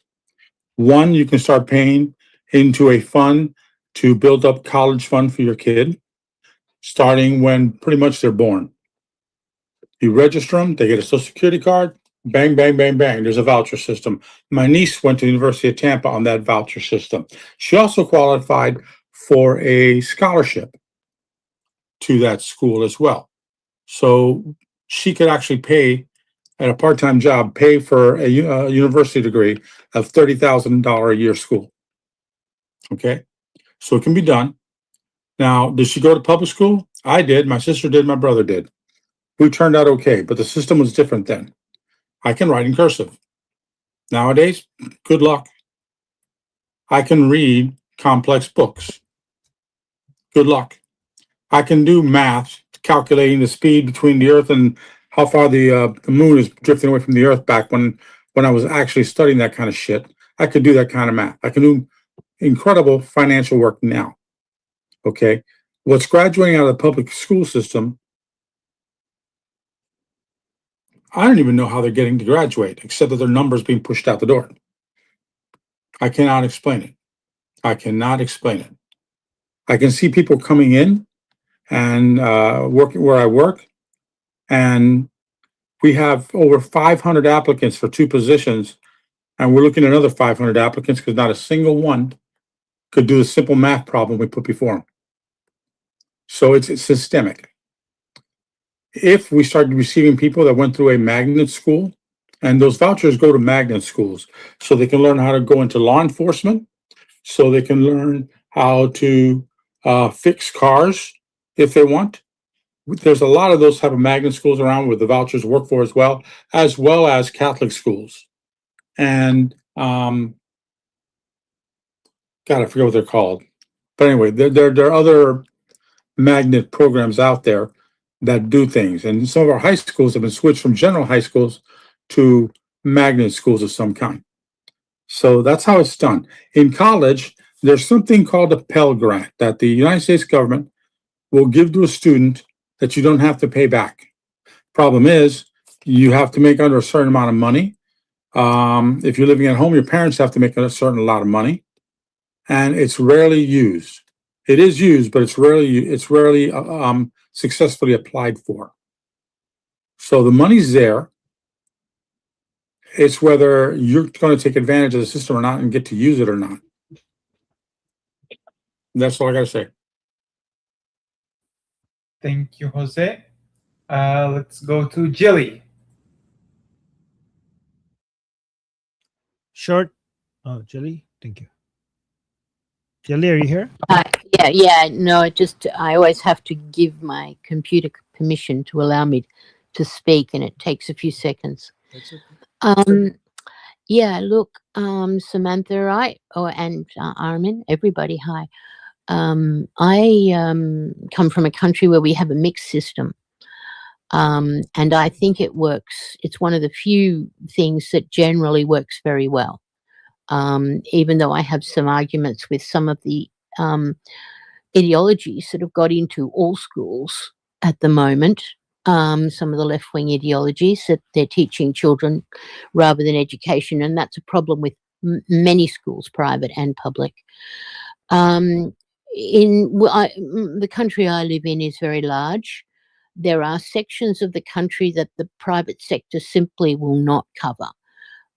There are places that are so sparsely populated that the private sector will not cover it, and there are spaces where traditional Indigenous people live who haven't had a history of education, formalized education. They have their own education systems which were based on traditional practices, but they didn't have formalized education. These areas would not be covered by the private sector. And so what's developed in this country is a mixed system. And the public system is what they call nominally free. Obviously, it's paid for out of your taxation. And it is generally, I'm not saying in every case, but is generally of a slightly lower standard than what you would get in the private system. The government also pays a subsidy for every child who's in the private school system, and that subsidy is paid to the school based on their per head of children. And sometimes there's an outcry here by people on the left who say, we shouldn't be paying for private schools. But in fact, what every child in a private school is a child that is not being paid for by the taxpayer in a public school. That's a child that's getting what turns out to be a better education. In the case of education, I don't advocate for this in everything. I advocate generally for less government involvement in most things. But in this case, you have a situation that brings private schools down to a level that, for many of them, not all of them, is more affordable for most people. If they are if they are ideologically predisposed to take that option. The other thing about the private schools is that private schools can set, as long as they meet a certain basic educational minimum, they can actually teach a different set of values to a child. Most of our private schools are religious based, but my children, for example, went to Jewish schools. And that meant they got an education that encompassed certain Jewish values as well as the basics, right? So it's one case where I think that a mixed system of public and private is really good, because the public school scrapes up the children who otherwise wouldn't be served, and the private system creates some options, and it actually costs the taxpayer a lot less overall, because per head of child, it costs less to the government to pay the small subsidy they pay to private schools than it costs to actually have a child in a public school. So that's my contribution. But unlike other things, some other things, I don't agree with you about overall, about withdrawing, about making the government responsible for healthcare in the way that I suspect you may be advocating, but that's just an aside. But in this case, If I I like could, like we need to keep it short because we're running out of Yeah. time. Yeah, sorry. But I think you misunderstood me. I don't think the government should provide healthcare, and I think like it's fundamentally wrong to assume that the government providing education will be cheaper. It will never be cheaper. Government providing education itself will always be more expensive than letting the private sector take care of it and just providing subsidies to the students itself, because it's just a basic laws of economics. And when you have more competition, things will get more affordable. And saying that we need government, saying the government needs to be involved too, so that everybody gets a chance to education. Like, well, that's the whole point of the subsidies. And when you have private companies compete with each other, the prices will always be lower than when you have the government model. Always, that will bring the prices lower as long as you have you allow people to compete with each other in fully. And also having the public sector and the private sector at the same time providing education is a horrible idea, because it's unfair to the private sector to have to compete with the institutions that don't have to reduce costs. Like that destroys the private sector. That reduces, like, in fact, if you're like, when you have both the private and the public sector, both the government providing a service and the private sector providing the service, and if you don't come judge like, oh, let me see which one is better, that is a flawed way to compare which one works, because the private sector works when it doesn't have a government to compete with. So looking at a country that has both and say like, oh, well, the private sector failed here, so compared to the public sector, like, this is actually what the public sector is better at.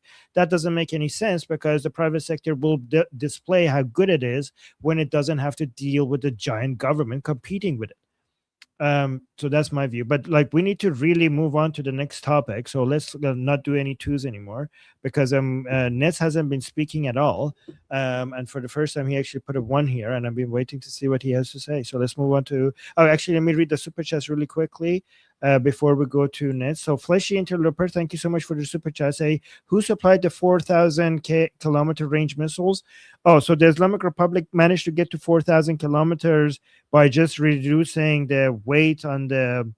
It wasn't. Let me see. Like, it wasn't a big. So the only thing they did, they didn't build a new missile. It's the same as the Khorramshahr ballistic missiles that they had before.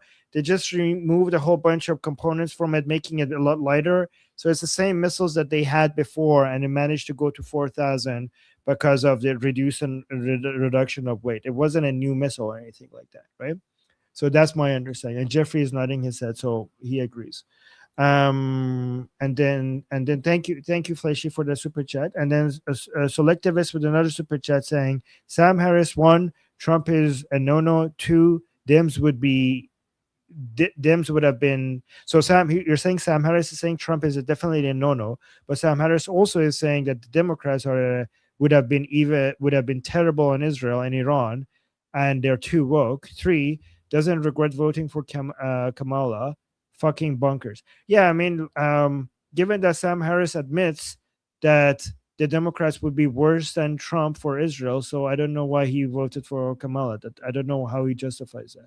That's a good point, actually. Zipgun with a super chat saying, the last resort for children's needs, food, health, education, etc., is the responsibility of the state. Since those children are citizens, this can is hijacked to indoctrinate. Oh, okay. So I'm not sure what you're saying here, but if you're saying if we give the state, so here we have to always be worried about the indoctrination from the state and also in the indoctrination from the parents. I think the best result is, yeah, I agree that the state has to take care of children. They're citizens and they're vulnerable, and you cannot always trust the parents not to abuse or harm or to brainwash the children. But if you give it to the government fully to take care of them, the government will actually brainwash them instead of the parents. So I think what you have to do is you have to have the private sector, but you also have to have government involvement checking in on the health and the education of the children and making sure, even if you have a private sector providing education, I do believe in making sure that the government is setting a minimum standard that every child should meet, and any parent that is not educating their children, should be punished, or somehow, like, the government needs to somehow be involved in making sure that the children are getting the basic skills they need to be competitive, to be able to compete in the labor market. So I do agree with that. And Zipgun with a super chat saying vouchers can have the same problem if the schools are willing to kick back money to the parents. Oh yeah, when it comes to, okay, I think this is resembling the food stamp fraud that we were talking about. Yeah, okay. And thank you, Zipgun, for the super chats. Okay, let's go on to the new topic. Sorry, Nets, that you had to wait all this time, but yeah, let's go to Net now. Yeah. Okay, thank you. Can everybody hear me? Yes. Yes. Let me just know what the topic is. Then the topic is what could be done to encourage Trump to do more often the right thing. Okay, so if everybody here knew exactly what I think about Trump, I would probably be classified as having TDS. However, I'd like to say something about Trump that both people with TDS and people with MAGA can agree with, namely that Trump likes winners and he doesn't like losers. So, as an example, early in Trump's administration, Trump was not so favorable to Ukraine. And part of that may have been that Putin was telling him, oh, we're going to beat up these Ukrainians, we're going to win this war. And Trump would say things like, they've got to make a peace agreement because they don't have any cards. So similarly, I think that if we want, more support from Trump for things that will help the Iranian resistance do well, which I think everyone here would probably like, what's important to do is to find ways to make the Iranian resistance look like winners to Trump. Maybe there should be a way for the Iranian resistance to claim credit for more of the gas leaks. I don't know quite the right way of doing this, but I just wanted to open a discussion on this topic. But Nets, do you like President Trump did help Ukraine a lot, though, right? I know, but I claim that what changed is that Ukraine started winning. And this is something that's been changing very gradually. And very recently, I think there's broad agreement that Ukraine is winning. And that helps Trump do more for Ukraine. And I think Trump has been doing more for Ukraine lately. So looking like a winner helps get Trump to do more. But President Trump was doing more for Ukraine even before the recent rounds of winning, even more compared to Obama, for example. Maybe I'm wrong. That's my understanding. Even before these rounds of winning. You mean Biden? Anybody, Obama and Biden, anyone else. Okay, but I mean the war that's going on now really started in 22. There was before. There was war before that. I know there was the annexation of Crimea. Yeah.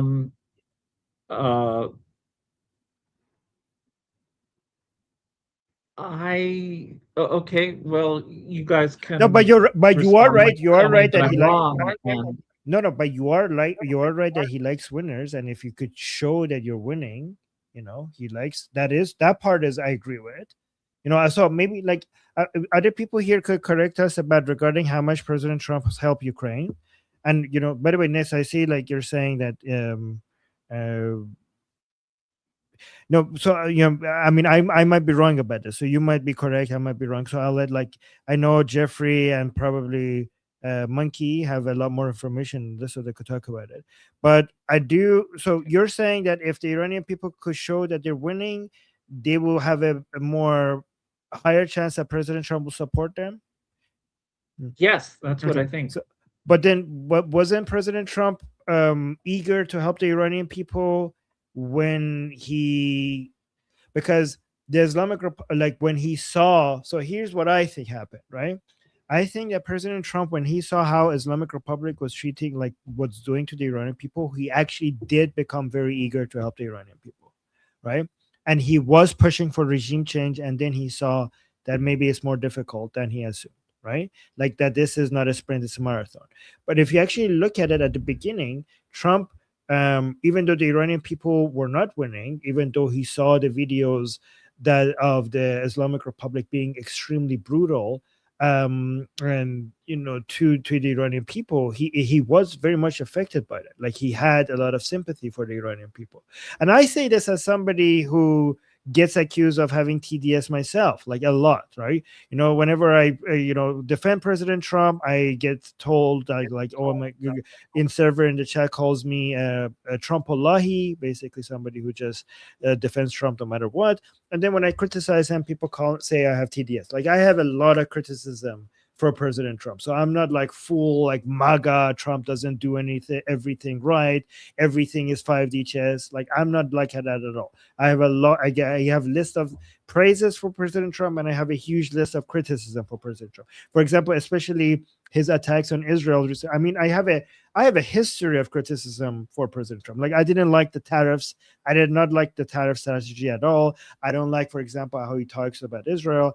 But I think I genuinely, based on he the says evidence, much nicer things about Israel when Israel seems to be winning. Like when Israel does the pager attacks against Hezbollah, right? He loves Israel. But I think again, I mean, I could make this sound more negative, and I'm afraid of doing it because then I'll have more opposition. But I could say Trump wants to do things that are easy. And when solving the problem of Iran, of the Iranian people, looks hard, that makes him less inclined to really do it. And I think that's what we're seeing now. And it makes total sense because, of course, Trump should do what's in his interests and the US interests. And the calculation of the expected result changes depending on who's winning. So I think this rule applies to everybody then, right? Like if more people see that the Iranian people have a fighting chance, then they would be more encouraged to support them compared to thinking that this is a difficult, impossible job. So, right now, people don't see that at all. Right now, people who just get regular, mainstream media just do not see it. And I think it's important to show it to them. I think if we arm the Iranian people, then a lot more people would take the Iranian, a lot more people worldwide would take the Iranian people more seriously. Agree completely. Yeah. Okay. Well, let's see what other people have to say about this, because I think they have better information about this than me. Okay, can I go to Mary first? Because I don't think I've seen her before. Oh, okay. Mary. Good morning. Hey, hi everyone. Hello. I just jumped on early. Sorry, can you hear me? Yes, we're just saying hello. Great to hear from you. Hello. Hello. Do you hear us? All right. Thank you, everyone. So I started listening from the beginning a little while ago, and then I stopped right around the people starving to death in America business, which I wanted to say something about, and and about TDS. Just my personal experience with people who actually, I believe, have TDS. I've noticed something. So Mary, before can we address Ned's topic? Oh yeah, what is the topic? Yeah, what is the actual topic? Sorry. Okay. So let me. How about right now? Where Ness is coming, telling us that President Trump would cares more about people who are actually winning. So if we could actually help the Iranian people show an image that they're winning, to the world, it could convince that they are being victorious and they're winning and they have the upper hand, it would be more likely for President Trump to support them. That's what Nets is saying. Okay. Next winners. So, you know, I've been thinking about it a lot. I've been following you and Goldie since December, or right around when you started the daily shows, and I've been following this. And I actually had an interesting exchange with, I work at a local community college, and a student came in, and for some reason he told me he was from Iran. So I'm like, okay, so are you Javed Shah or are you the other side? And I would never know. He said Javed Shah, thank God, or we would have come to blows. But I tend to think that okay, I felt earlier on that Trump had a genuine love and care for the Iranian people who were rising up. And that's obviously just my feeling. And I don't know that we're done seeing what he has up his sleeve. That's how I feel about it. I do agree that it seems like there are more regime supporters, or that they're coming out of their holes more, as much as we can see, which is not a lot. But I am, I was very depressed for a few days when it looked like he was just wrapping up and is no longer supporting the freedom fighters, I'd call them, and that he's willing to negotiate with a bunch of terrorists. But I don't know that we're done seeing everything that he has up his sleeve. So that's my very uninformed opinion. No, I mean, Thank okay, you, Mary. yeah, let's move on to other people because we're running out of time. But I do agree that I think that President Trump is just putting a pause on this, and they tried a sprint and they saw it's not a sprint, and they're doing a marathon. I don't think the conflict between United States and the Islamic Republic is over, and I don't think this MOU will stop that. But let's go to yep. Just can I just make two Yep. literally 10-second comments. One is when you talk to people who actually have TDS, look at their eyes. I'm doing an informal survey. If their eyes change. The other thing I do want to tell Samantha, I'm in California, I'm Los Angeles. We have the highest numbers of homeless people. No one is starving. All right, let's in the United States. Certainly not here. Yeah, but let's not That's change all. the topic. Let's not change the topic. Okay. Thank you, Mary. And by the way, Mary, after I'm gonna leave soon, and after I leave, you could speak organically about whatever topic as soon as I leave. Okay, so it's just because we're live on YouTube, we're keeping it on topic. But as soon as I leave, then Okay. you could. Yeah, so I don't want you to be discouraged from contributing because we want to hear from you. I'm just saying because I'm running out of time and I need to go. But once I leave, you guys are free to keep talking about all of these stuff. Okay, who's next? Thank you. Thank you, man. Jeffrey and Sketch, you have 1 minute each. Okay, Jeffrey, 1 minute, go. Oh my God. So with regards to Ukraine, I've been assisting Ukrainian Defense Forces since 2014. I'll give you a quick rundown. So President Trump has done more for Ukraine than probably the past 5 presidents combined in many ways. President, so like Putin's criminalized counterintelligence state legally annexes Crimea and directly violates the Budapest Memorandum. Obama provided them blankets and a couple of night vision goggles. Me and a lot of other guys tried to find ways to circumvent that lack of support that we were legally obligated to provide via third party through South Korea and some other people on the Hill. So what ends up happening is that Putin then violates the Minsk 1 and 2 Accords. Still, nothing is done by us. Nothing meaningful. Trump comes in. What did he do? He sat there and gave lethal support to Ukraine, particularly $230 million of Javelin missiles that played a role in stopping Putin's thunder run on Kyiv, at least in part. He initiated CATSA, which is like he embargoed all the oligarchs that were involved in a lot of the human rights and violations and or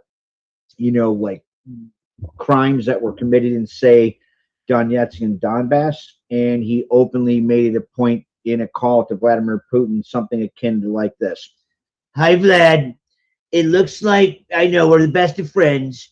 Our intelligence is looking like you might invade Ukraine. Vlad, I don't like to say this. Well, if you do it, I don't know what you call them, those gold onion things on the Kremlin. If you invade Ukraine, I'm going to have to blow them up. like he said he would blow up Moscow. That's why Okay. Putin didn't go into Ukraine.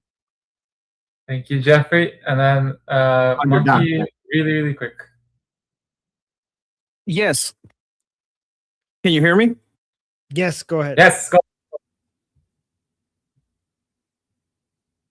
Okay, I'm not hearing him. You. Okay, I think we're out of time. Hello, can you hear me? Yes, please. I need The to point- go. So yeah, go. Yeah. The point wasn't, it was a bad example. Ukraine was maybe a bad example. We all know Trump likes winners. How do you show Iranian winners? Well, I think Armin had a campaign where he was retweeting messages from Iran. The more messages from Iran in support of Trump, in support of what's going on, the more messages from Iran that is showing that the IRGC is weak, that they're scared, that they're losing. That if you can get that in front of Trump's eyes or his people, that would help. If that was the point, just getting to the point of it, like that was not the example, the point. That's what I would suggest. Just watch Iran Revolution Live, watch Armin, watch Goldie, check their examples, retweet, and you will find within these people the kind of examples of winning by the people that you want Trump to see. That was the point I wanted to get to. All right, thank you, Monkey. Armin, please get out of here. No, I need to read one super chat, and I also want to mention that Nets, you see that you weren't ambushed by people saying that you have TDS or anything like that. Okay, so okay. So there you go. Okay, and then we have Shana with the super chat saying, take Trump's words seriously, not literally. Yes, I mean, yeah, I mean, I have started to do that. Okay. I have a lot less anxiety since I've done that. So there's a lot of, you have to do that. There's no other way. Okay, guys. So I'm gonna stop the recording and I'm gonna go eat and get ready for the next stream. So guys, if you're watching us on YouTube, next stream starts in half an hour with me and Ali. Or you could jump into this group call, which is the link is in the chat. The link is in the description. Is in the QR code at the top left. Also on Liberty Politics is pinned. It's in the bio. And yeah, so once I leave, the conversation gets a lot more organic, and people get to say talk with that less time limit. Okay. All right. So I'll see you guys soon. See you guys tomorrow same time in the group. Until then, I'm Israel Chai, Slava Ukrainie, Cuba Libre, Long Live America, Javisha, Payande, Iran. Mwah. See you guys soon.